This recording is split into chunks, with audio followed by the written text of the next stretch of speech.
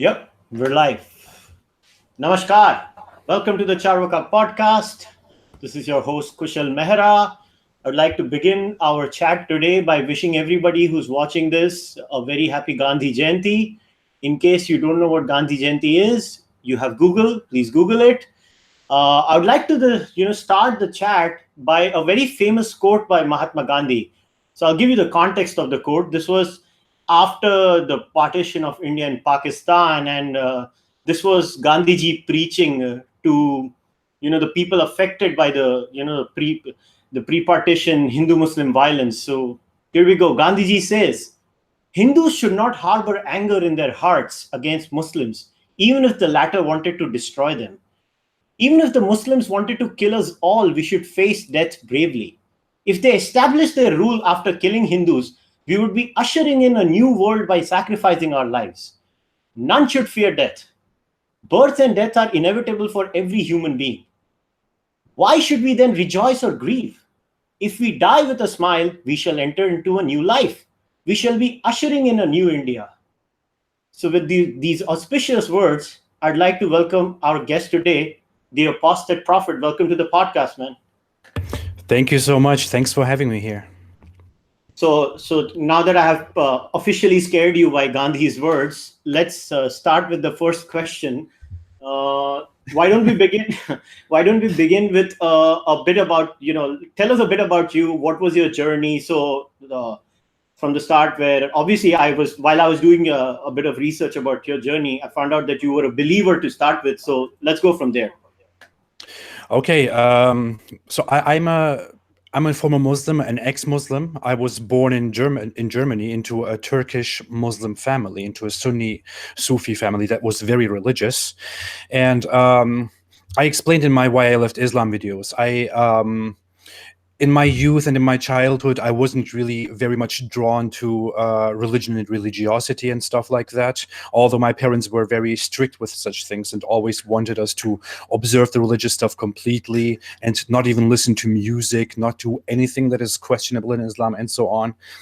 I usually didn't go into that direction, but in 2006, I moved to Turkey together with my parents. I was forced to move to Turkey. And in Turkey, a lot of things changed. I found myself in this identity crisis where I dealt with nationalism. Then I became a communist, a revolutionary communist, and even supported an illegal urban guerrilla organization, a terrorist organization in Turkey that was very active in blowing themselves up in the street and hunger strikes and stuff like that. But it all didn't really fit my identity very much. I was always very rebellious, but that was too much. But at some point when my aunt died, whom I was very close to, I thought further about the meaning of life and things and that, and suddenly came closer to Islam, to being religious. And then I started devoting myself completely to Islam, becoming a very strict Sunni Muslim, observing mysticism within Islam because of the Sufi movement in Islam. I was very sick. Like, I would deprive myself of all kinds of freedoms, would tell people to do the same and stuff like that. Although that was totally contrary to my personality, because I was always a freedom seeker. I was very much in that. And while I was religious, I also used to go and study Islam a lot with Islamic scholars that I knew that were very close to me. But those studies opened something in me that was inevitable to me. I read the Quran twice, and again one more time, a third time, when I was about to leave Islam, and continued it when I left Islam. And I had so many questions in my mind about this religion, about basic morality, about how we view humans and how Islam views humans, about those incredible atrocities committed by Muhammad and by the Islamic religion and so on. And the sense of the Islamic God just didn't make sense to me anymore. And after a long journey of complete religious submission from my side, I left Islam after about 4 years.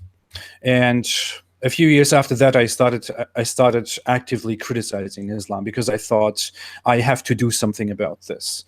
My culture and the cultures of many other people are discreetly invaded by this Islamic ideology, and there was always this victim card being played so that people are shut down when they criticize Islam even mildly. And I thought, I know about this religion. I studied it and practiced it so strictly. I have something to say about this. So I went out and started criticizing this religion and started YouTube, and here I am. So, I found something very interesting on your YouTube bio. You say you're a fair critic of Islam. Now, Yeah. when you say you're a fair critic of Islam, what do you mean by that? And then what would be an unfair critic of Islam be in your view? Okay, I would define it this way. I made an introduction video on my channel at the very beginning. I kind of explained it there, but not completely. I saw when I went online with this Islamic criticism stuff that there was a lot of criticism against Islam going on, but it was not very fair in the sense of, people were just saying anything about Islam, no matter if it's right or wrong. So there were some people who would criticize Islam. There are some people who criticize Islam based on misinformation, which harms Islam, which I could consider good, but I thought that's not the way, that's not the right thing to do. And that's to me almost as bad as lying in favor of Islam, because you can't just go around and say all Muslims everywhere, every single one of them practices taqiyya, they all lie to you, they all believe in violence and this and that. That's not true. Islam is completely a violent and aggressive religion and a very dangerous religion. That's absolutely true. But we don't have to go to extents and lie about this in order to make it look bad. It looks bad on its own already.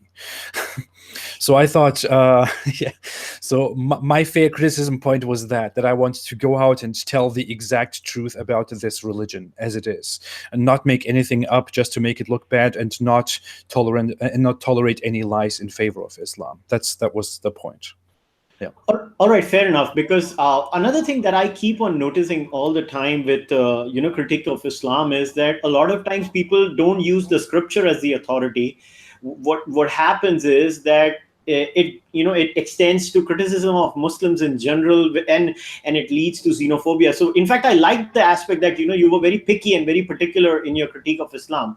Now I want to connect this to obviously the video that I wanted to discuss with you, which was one of your newer videos on Islamic reform, and then the one after that about a specific verse. I think that's the verse in Surah Baqarah, right? The no compulsion in religion one, right? There were yeah. So obviously both are interconnected, because that you kind of carry forward from the video of Islamic reform into the next video. So here's my thing. I read two books. One was by Majid Nawaz, Islam and the Future of Tolerance, where Majid Nawaz and Sam Harris have that exchange on Islam. And the other is the book called Islamic Exceptionalism by this, I think he's Egyptian and he stays in America. His name is Shadi Hamid. Now, both of them talk about this concept called gradualism. Now, so for the people who are going to be listening to this, I'll just explain what gradualism is. Basically, they say it's a step-by-step movement towards an ultimate goal. So you take tiny, incremental steps toward the goal. So what Shadi Hamid is saying is the Muslim Brotherhood across the Arab world, they are following the path of gradualism, where they join mainstream politics to basically eventually remove those semi-democratic institutions and convert them into theological institutions. And Majid Nawaz, on the other hand, makes the same argument of gradualism and talks about the completely opposite thing. So in a space like this, you obviously have two different kinds of reform. I mean, even going from a semi-democratic setup to an Islamic theology is, in a way, reform. So do you think that there is any kind of space for Islamic reformers like Majid Nawaz? And what do you think, as an ex-Muslim, the effect, on the ground of the work of people like Majid Nawaz and the Quilliam Foundation? Okay, so I have an opinion about those reformers like Majid Nawaz. I sometimes count Imam Tawhidi to that too, but I wouldn't usually do that because he doesn't approach the topic as sophisticated as Majid Nawaz does, for example. But I talked about how some religions have been reformed in our time. Like Judaism went through a reformation, Christianity went through a reformation, and when people talk about Islam and reformation, they usually base the idea of reformation on the example of Christianity, sometimes on Judaism, but not very much. And the thing is, what I pointed out in the video is that Christianity wasn't reformed in the sense people expect Islam to be reformed. The reform in Christianity was that corrupt institutions, corrupt people, corrupt popes, and this and that had control of the religion, had taken control of the religion and corrupted the religion entirely. I mean, if we look at history, no one can deny that. Like, the Catholic Church during the Middle Ages did lots of atrocities that were completely contrary to the teachings of the Bible, for example. And reformists came out and said, "Stop this," and tried to bring the religion back to its origins, to actual Christianity. And long after that, Catholics adapted to the same thing too, and now they can be considered kind of reformed too.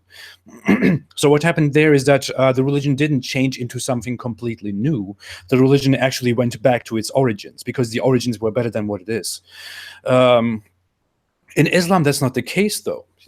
In Islam, the reform that Majid Nawaz and people alike, for example, preach is that we have to reform Islam into something better, into something that Islam is not, that Islam never has been. That we need to remove these Quran verses and these hadith and this practice and that atrocity and the chopping off of hands and gays and this and that, and that's all not possible. That's especially not possible based on the example of Christianity. It would be possible based on the teachings of Judaism, for example, because Reform Judaism is not a reform that goes back to the origins of Judaism. Reform Judaism is Judaism that adapts to our time, which is brilliant. If Islam could do that, if Islam had a mechanism, had a platform to do that, it would be brilliant. I wouldn't have big problems with Islam anymore if that vastly happened around the world. The thing is, that can't happen. And that's where I completely disagree with people like Majid Nawaz, because as you can see, even in his audience, even among people who like him and who follow him, you can't see Muslims. You can't see any pious, believing Muslims. Why? What is he doing that for? He's working together with non-Muslims and ex-Muslims, not with Muslims, because Muslims don't want such a reform, because Islam doesn't have a mechanism to have such a reform. I listened to a talk between Joe Rogan and Brett Weinstein only yesterday, I believe, where they talked about the exact same thing, that in Islam, reform has become impossible from the very beginning, because Islam is the only religion in the world that has a clear book which screams, this is the exact word of the Almighty Creator, and nothing else is accepted beside that. If you turn your back to only one letter that is in this Quran, you are an infidel. Islam has this mechanism from the very beginning. Christianity doesn't have that. In Christianity, the scripture is only based on the words of God. In Judaism, it's only inspired by the word of God. In Islam, it is the exact direct spoken word of God delivered to you, to your home, in this little stupid book that you're holding. So and that makes it impossible. You can't go out of that. You can't leave that. And if a major movement came and said, okay, we are reforming Islam, we are doing this is our Islam now, no violence against women anymore, no violence against gays and apostates and blasphemers and this and that, that's not possible, because the Quran directly blocks that. That's why I talk about how reform in Islam is impossible unless you want to create an open and clear heretic sect that fundamentalist Muslims will be angry about and will attack, just like ISIS today attacks other Muslims because they claim they are heretics and corrupt Islam. We will always find ourselves in this incredible dilemma of Islam. There is no reform possible. The only way is to enlighten people and to get rid of this faith. That's what I believe. Okay, you make a very, very interesting point, and I just thought of it. If you look at the trajectory of religions, you start with animists and pagans and polytheists, like us Hindus. Obviously, hard to control, very decentralized systems. Everybody has their own god, everybody has their own thing. Then obviously somebody must have figured out, we need to get this shit in order. Monotheism comes up. So the Jews come in. Then somebody said, these Jews are out of order. Let the Christians come in. The prophet comes in where he's the virgin birth, although the virgin birth story is obviously a copy from old legends. But then I think in a very funny and sick way, actually Muslims fixed the problem. They said, these guys keep updating their shit. So let me make sure you can never update this. So Absolutely. That's what it looks like. That's what Muhammad apparently did, because Muhammad lived in Arabia, and Arabia was full of Jewish and Christian heretics that lived in Arabia, because their ideas and their heretical beliefs weren't accepted in major Jewish and Christian environments. Like Arabia had lots of Christians, for example, who believed in completely different things, because the Romans sent them away. The Romans didn't want to have those weird Christians in their empire who preached that, oh, Jesus is actually not God, he's actually this and that, And Muhammad found himself in the environment with completely different Christians and Jews that all say different things. So I don't know, it kind of looks like Muhammad got the idea from that. Muhammad saw that, what all of that causes, and put a mechanism there that blocks any kind of heresy and any kind of reform. Obviously, different sects have been established after the birth of Islam. For example, most notably, we have Shia Islam. But Shia Islam, Shia Islam is also the exact same thing. It just has different interpretations based on elements outside of the Quran, not inside of the Quran. So yeah, it's as you said, Muhammad saw that, and Muhammad made it reform-proof, his religion.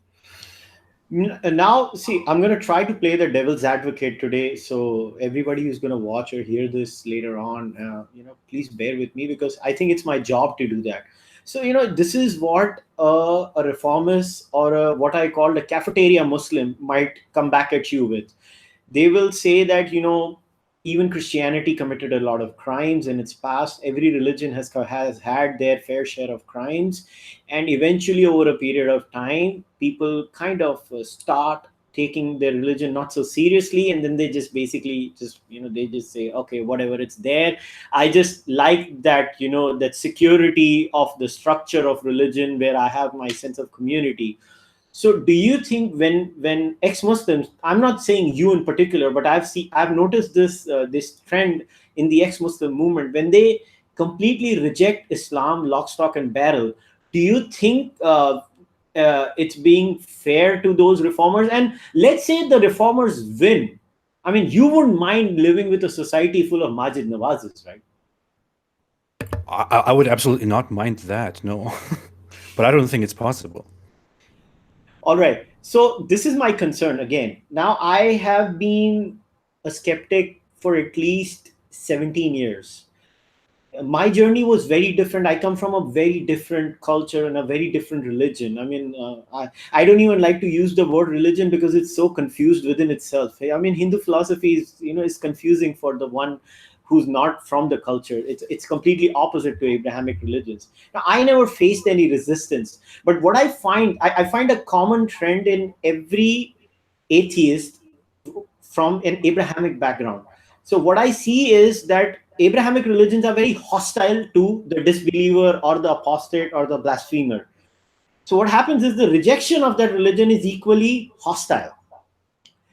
In that process, let's take Christianity as an example and the secular humanist movement as an example. They literally took a hammer and they smashed the edifice of Christianity.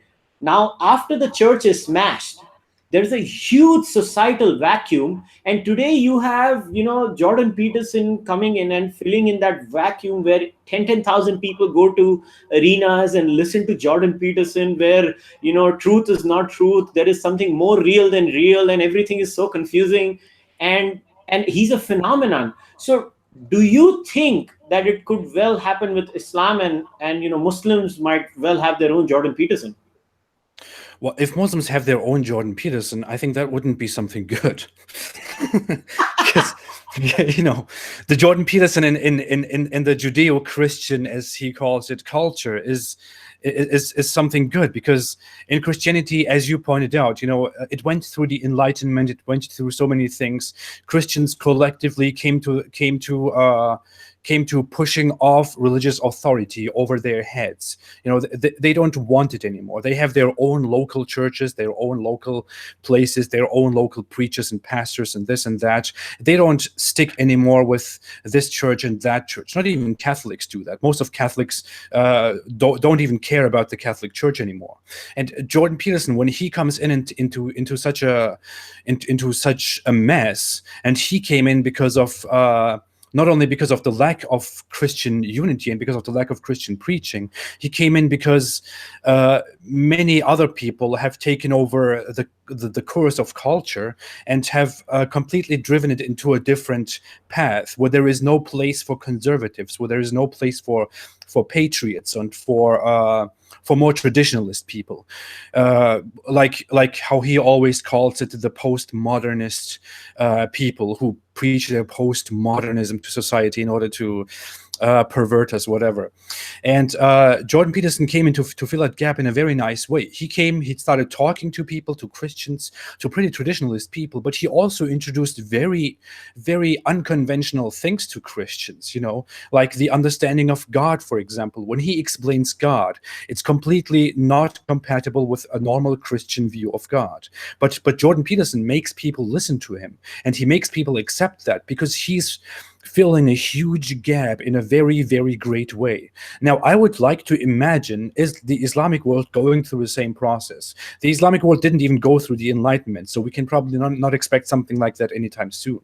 But if the Islamic world went through this enlightenment and someone like Jordan Peterson came out, collected everyone, and started talking to conservative people in a nice way again, and tried to uphold good values together with the Enlightenment again, I think it wouldn't be as great as it works with Jordan Peterson.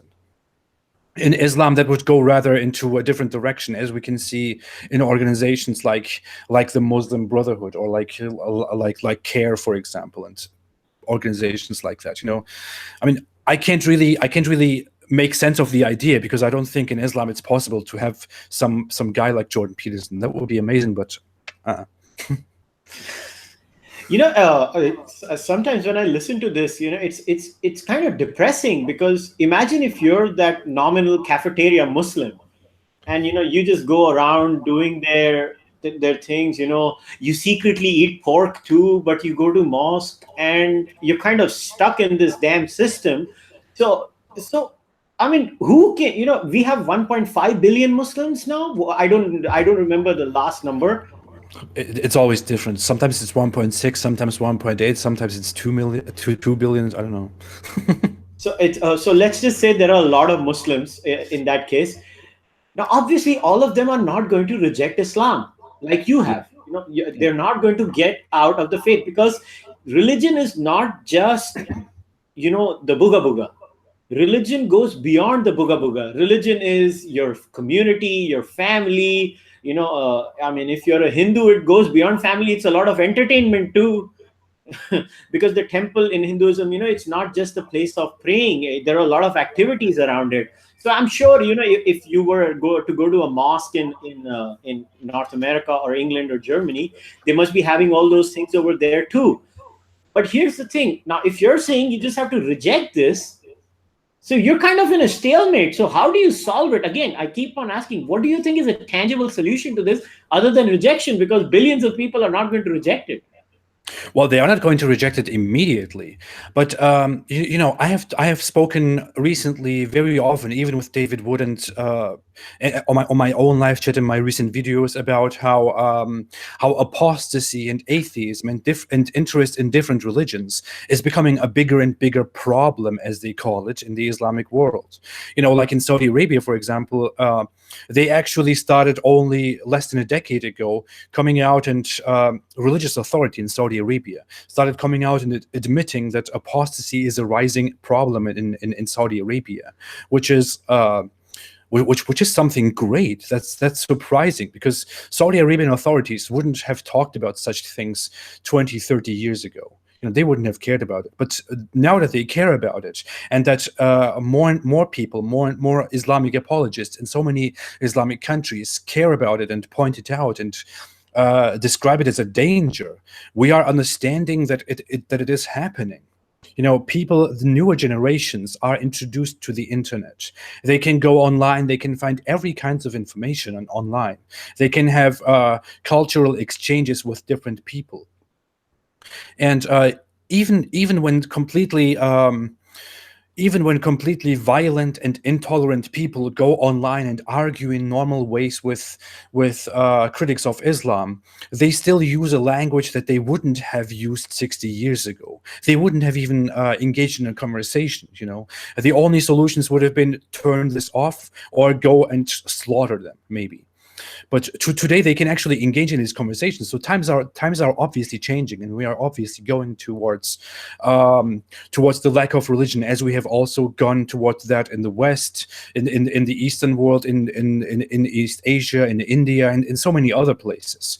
So it's happening, and I don't expect every Muslim to leave this religion immediately from today to tomorrow, and then we are suddenly standing there with no Muslims at all, and everyone is happy. That will obviously not happen.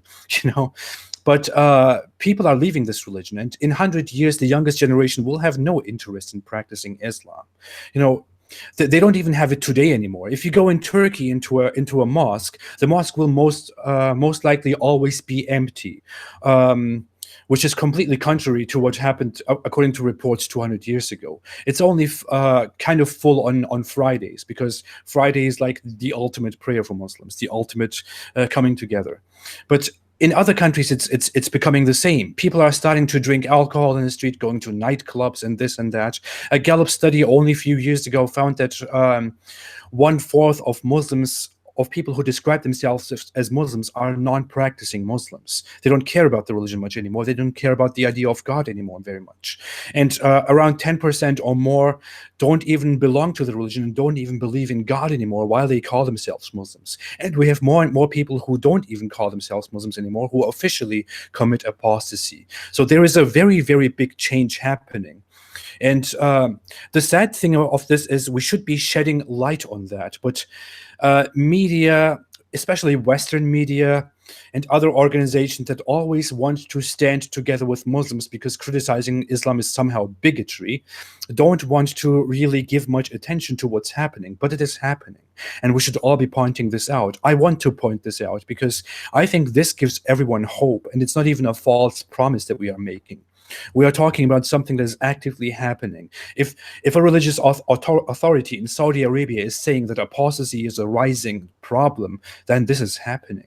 We are talking about Saudi Arabia, not about Turkey or Albania or whatever, Yeah, that's a very interesting point you make. So I want to connect to that. Obviously, you like you said, you were from Germany, and Chancellor Merkel, the great woman that she is, she has opened her country to, a sea of new immigrants that basically are now coming into a very new society where the culture is totally different. And, you keep on hearing these new reports of, somebody grabbing someone, somebody misbehaving in the swimming pool, and the pool timings had to be changed. I don't think so it was in Germany. I think that was in some other European country. But, India, when it comes to experience with Islam, I think India has the PhD in it. Obviously, we had our first Islamic invasion in 610 CE, and since then, Muslims have been an integral part of India. But do I have to admit, when it comes to integration, I think Indian Muslims are far more integrated into the Indian Hindu fabric than in terms of Muslims across the world. Mm-hmm. But now, what do you make of this sea of migration in Europe? And do you think North America can learn something from that? Well, I think when people talk about Germany, for example, they don't see something very important that needs to be seen, which is that Germany is a very isolated case. Germany has had this policy for decades now of just inviting everyone. Just come into our country. Just bloody live here. Come pour through our borders and make yourself home. Do whatever you do. We will probably not kick you out, even if you have committed this crime and that crime. In so many cases we have seen that in Germany, politicians were suddenly outraged because some guy hacked his girlfriend to death, and he committed a serious crime 2 years ago, but no one deported him because no one is very harsh on these issues. But Germany is doing these things because Germany has a population that is extremely confused about things like immigration, different religions, minorities, national pride, and stuff like that. Germany has had this past of the Second World War, of Hitler rising and slaughtering his way throughout entire Europe. If you go to Germany and talk to people about being proud of your country, people will look at you like, go away. They will treat you like some weirdo. People don't have this issue. People don't have this sense of protecting your country and protecting your community anymore, because they always feel sorry about the Second World War and always think, oh no, we are the ones who should be an example to the world. We are the ones who should be good to the world, who should just let everyone do anything. We are a free country and this and that, which is very annoying. Just because some major chaos happened like 60 years ago, you can't just keep on apologizing for that over and over again and just generalizing all other minorities based on that and treating everyone like they are angels. That's stupid. And the problem is that Germany is setting a trend in Europe, and other countries are following that, because Germany after the Second World War started to boom and now became the big daddy of Europe, and everyone is following the same strategy. America, for example, is not doing that. In order to come to America, you have to go through a serious process that includes background checks and everything possible. I even talked to some guy recently who was from Morocco and who wanted to move to America, and even had a wife there that he just married, and they refused his immigration. They rejected it. They said, sorry, we can't do anything about you. You have to stay in Morocco, because they just found it dubious that he wanted to suddenly get married and come to America, coming from a lower class family in Morocco and a religious one, and appearing to be very religious. Many people would view America in that light as an intolerant country. But since when did we start doing that? When did we start viewing it that way and looking at it that way? You are in India, your country. Every country in the world has these policies that they want to protect the country and not just let everyone in.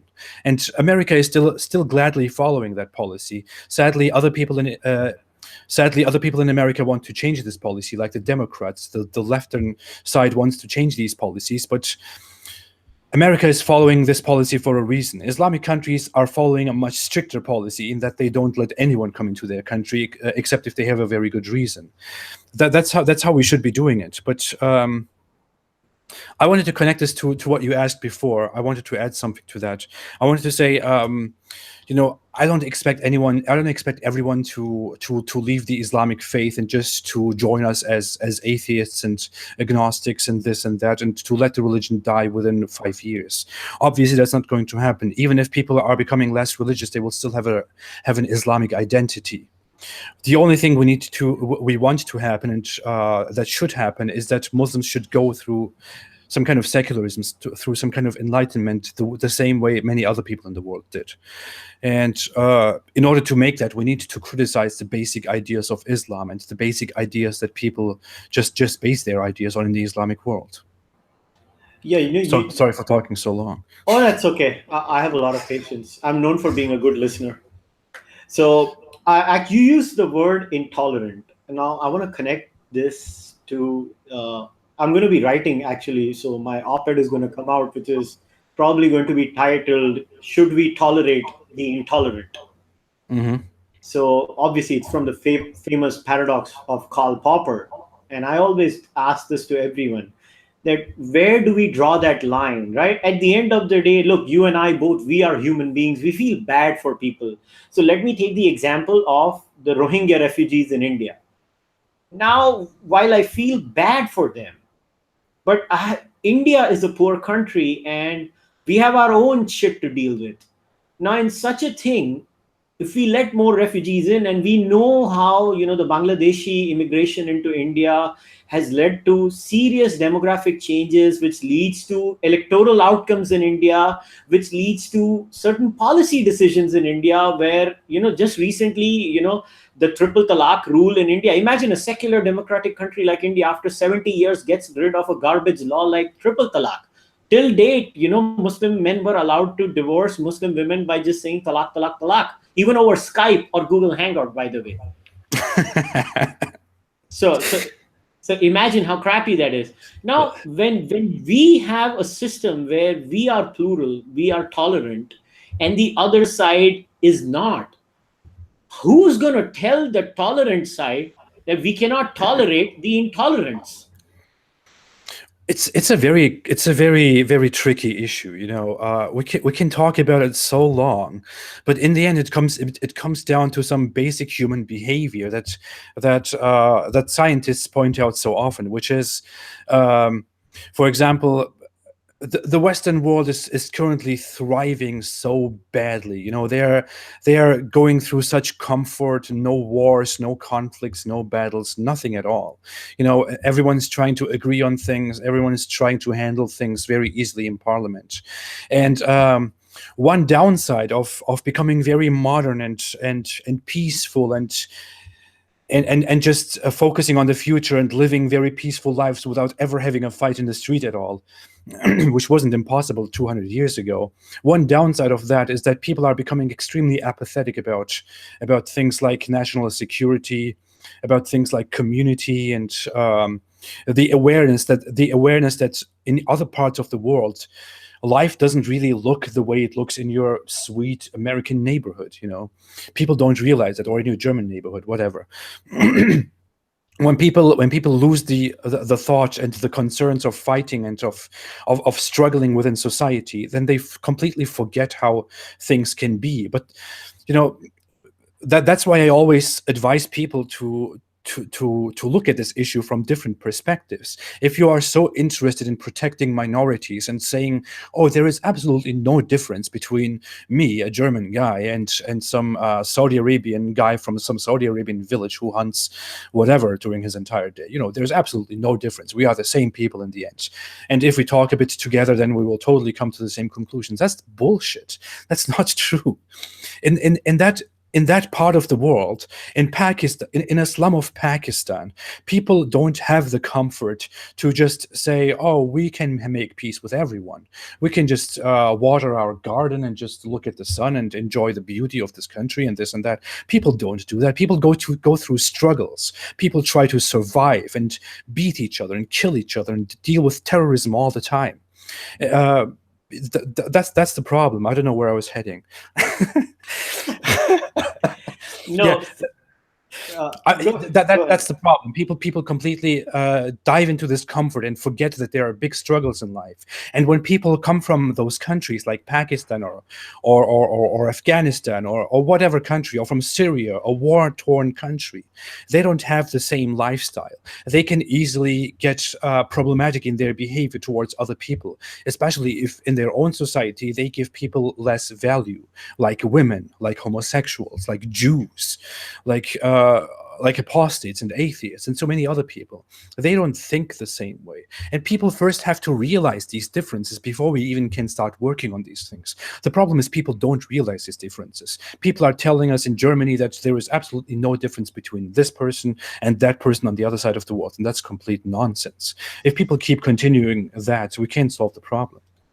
Have you ever tried using these words, demography is destiny, with anyone on that part of the world? Whenever I still try it with some of my Caucasian friends, so my wife's from Canada. So whenever we go back over there to visit family and friends, and, if I'm with her friends and they're all a bunch of Caucasian kids, who are very nice and kind-hearted, and I tell them, demography is destiny, they all look at me as if I am Hitler reincarnated.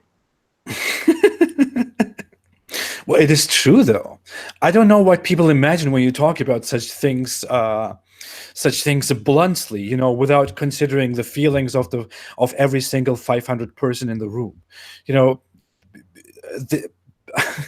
I mean, that's how we have been dealing with politics, with the world, with geography for so many centuries, for millennia, and we should still be able to do these things regardless of how people feel about this.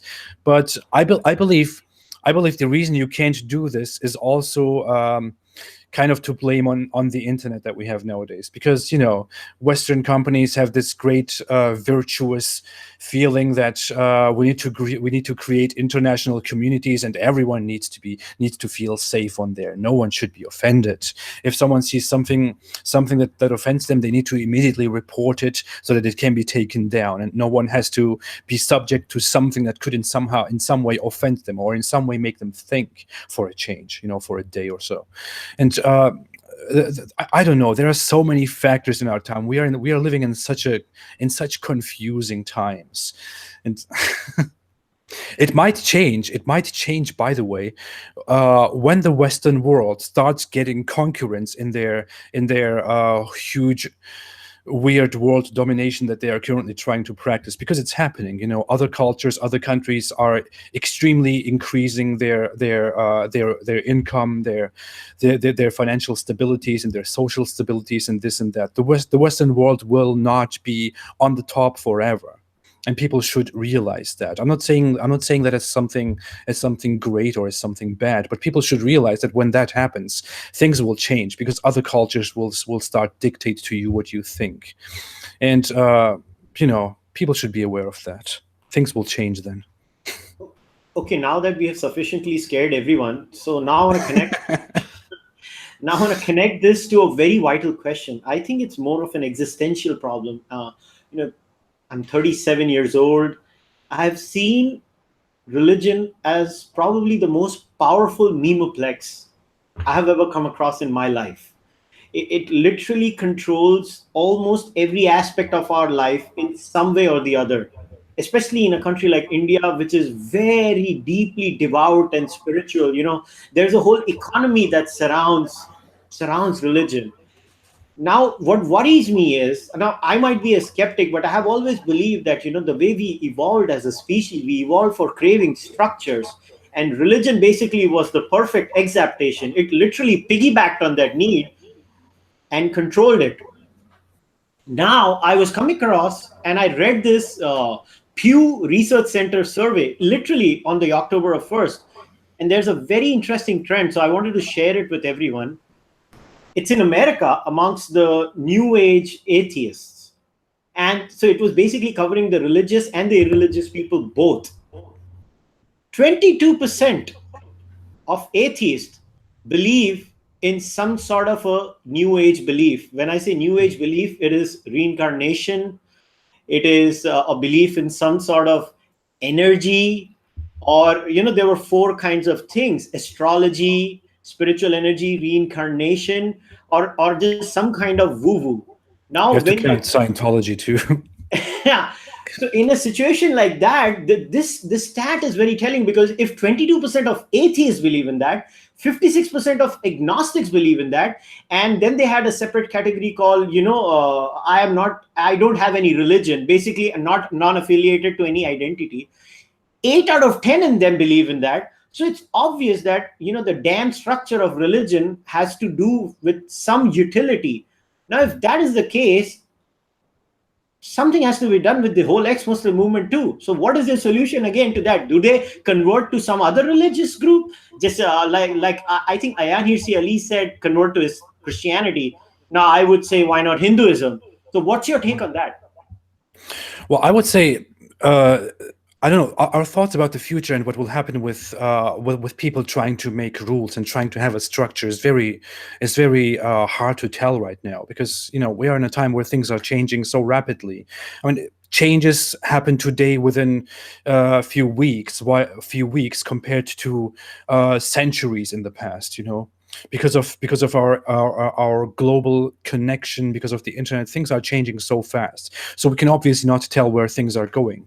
As it seems, the majority of people are going towards just leaving these old rules aside, making societal rules to themselves instead by laws and similar things. I don't know what will happen after that. I don't know. Maybe we will go through accepting completely different ideas about our universe and establishing order with those. It looks to me like people are going towards a more peaceful direction, but I consider that a completely different issue that I wouldn't even want to talk about in my on my Apostate Prophet channel, because I believe the future and alternative systems are one thing that we can talk about, and deconstructing Islam and talking about and trying to enlighten everyone about it so that it decreases in the world is a different issue. I'm only tackling that issue on my YouTube channel. Of course, I have outside of that many other thoughts. I would.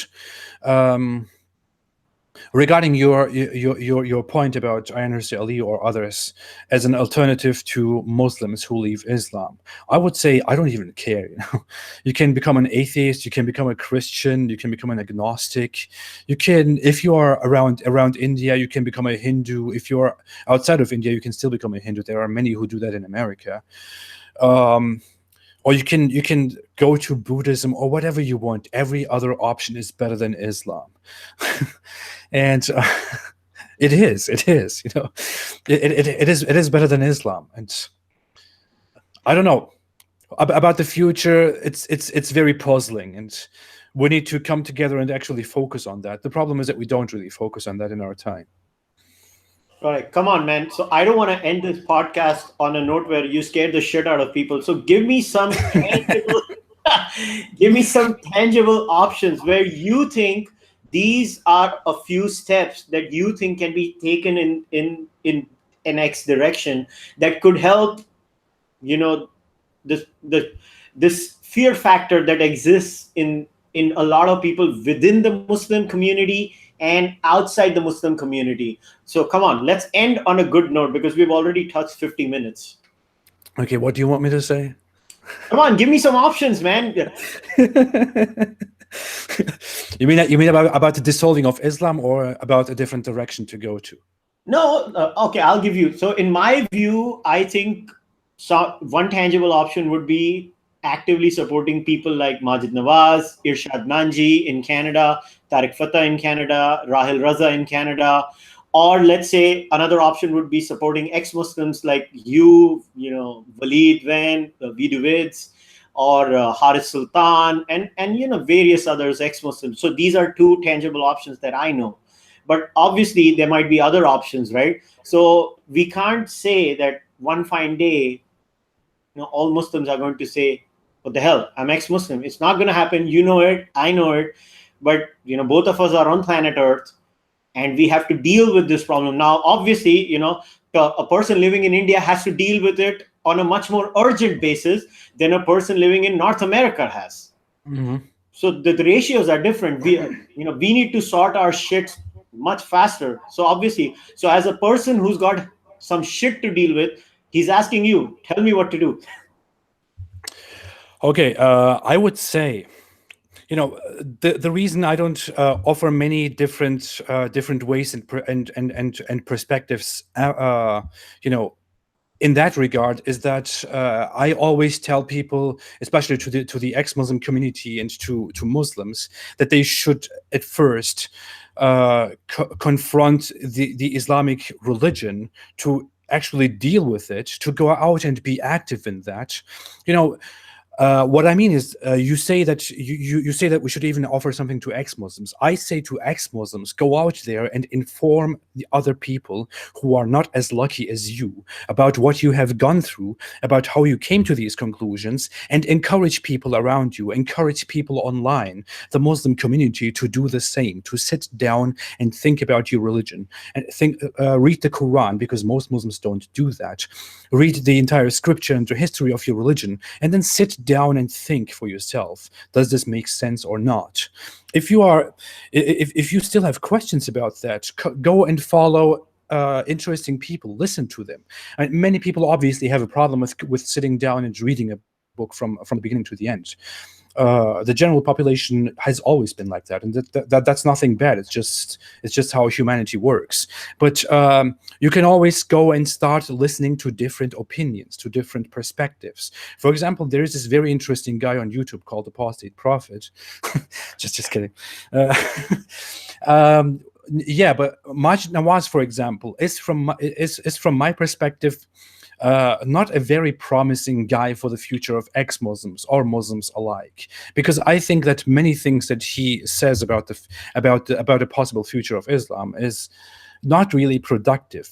I don't agree with that. I can't feel myself close to Majid Nawaz, because I don't think that creating some kind of new Islam in his perspective, that he considers new Islam, would in any way solve the problem. It would bring us new problems, and we would have new things to deal with. It might even extend the process of getting rid of this Islamic religion. That's why I don't think that people should actually agree with Majid Nawaz and give him very much power in this. People should rather listen to more enlightened people who want to get rid of this idea completely, and should listen to why they want to get rid of this idea. And they should focus on humanity. They should focus on their inner sense of humankind, because we all essentially want to live. We want to stay alive. We don't want to be hurt by people. We want to have a community. We want to have love and progress, and we want to care about the future of our children. That should be the actual thing that we should be focusing on life. We shouldn't focus on how we can put ourselves in a new cage of ideas. We should focus on freeing ourselves, freeing our minds, and finding good ways to join the path of good human community and good human harmony.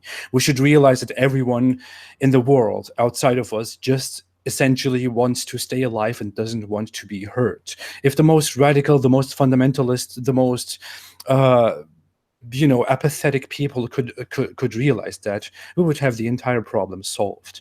And I think many people are focusing on this problem, and we should all come together and start focusing on this problem. Not this problem. I mean, we should all come together and start focusing on this way of thinking. That's why I'm sorry I can't suggest someone to follow or a new case to sit in and to look at the world. I just don't think that way.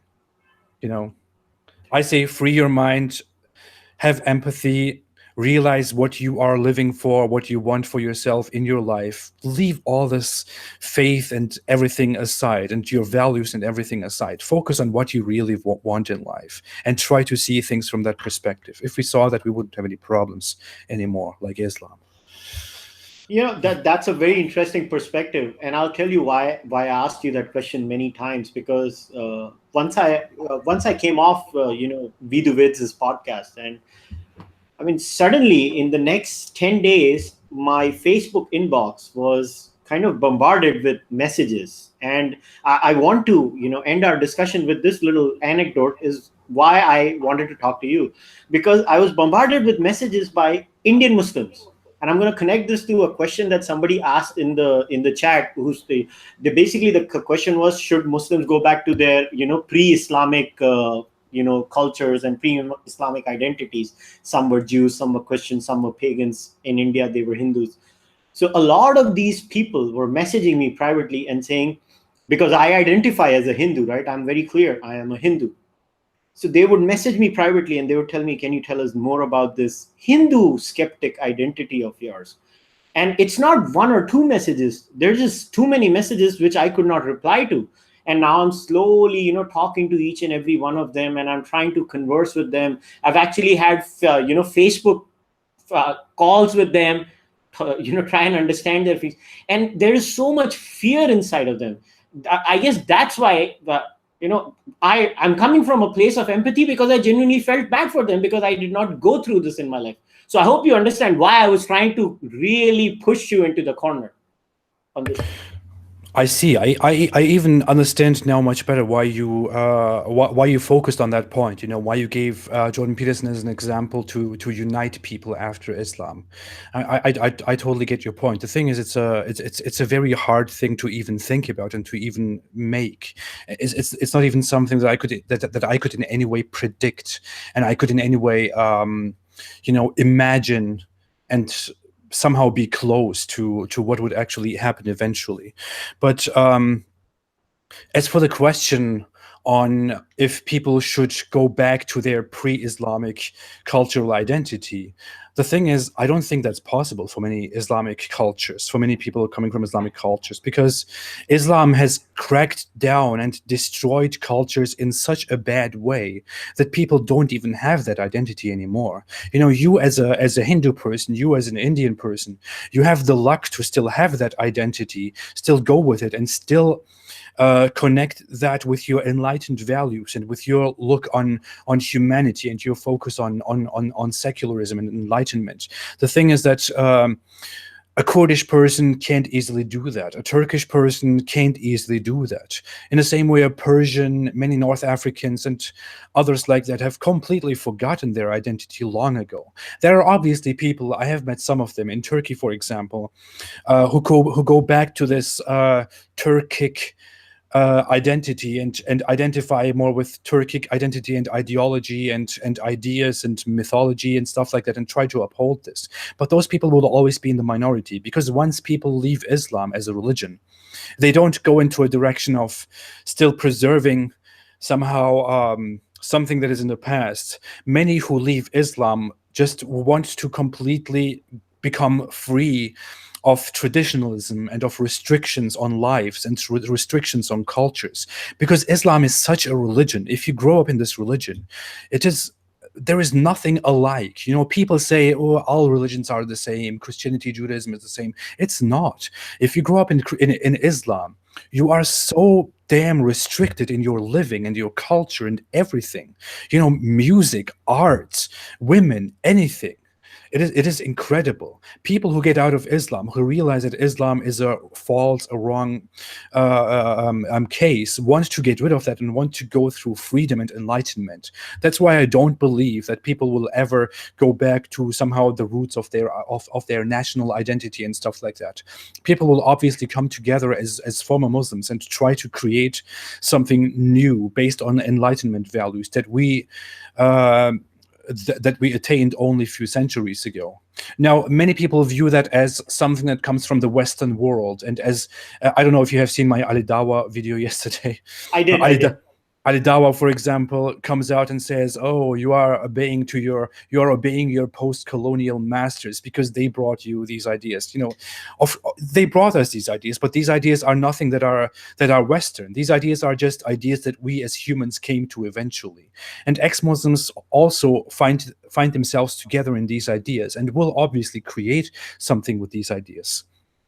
But the point that I was trying to come to is that I don't believe that we will necessarily have a big ex-Muslim community that has these big gurus like Jordan Peterson, and I don't think that ex-Muslims will also be isolated in their own national cause and have necessarily these stick together with their old identity. I just believe that we are in the Islamic world slowly getting rid of traditionalism and looking to the future. What will happen after that is not something that I would even want to make any predictions on.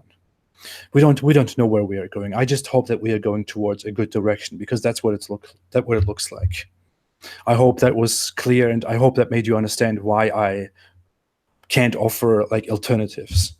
No, I totally get it, and I think you're at least being honest. You know, the only thing we can be in life, as far as human beings are concerned, we can be honest to each other. And I'm trying to make my own little effort. I'm reaching out to Muslims who want to leave Islam. I don't necessarily want them to call themselves Hindu either, but I say, hey, if you're looking for a group, anybody who's going to watch it or listen to this, if you're looking for a community, looking for a group, you just reach out to me. You reach out to the Apostate Prophet, he'll kick you to me. And he'll say, leave me alone. You can all come to me. I'm totally fine with it. Yeah, so just try and talk to as many people as possible, because I know it's a great it's the biggest issue of our time, and Islam is whether we like it or not, it is the biggest white elephant in the room that nobody wants to talk about, unfortunately.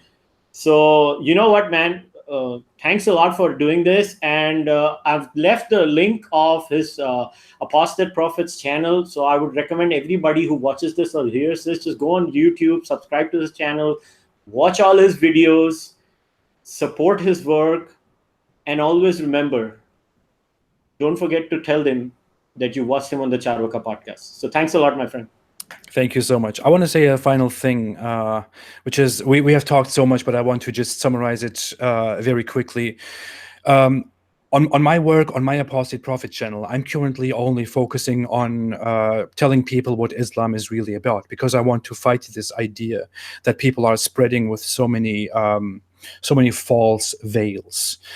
There is obviously so much work to do in our world. There's obviously so much work to do about the future, and people always ask about alternatives. The thing is that I am currently only concentrating on telling people exactly what this is about. From there on, if people want to listen to me and think and agree with me and want to go to a different future, do that, please. You know, it's always better than Islam.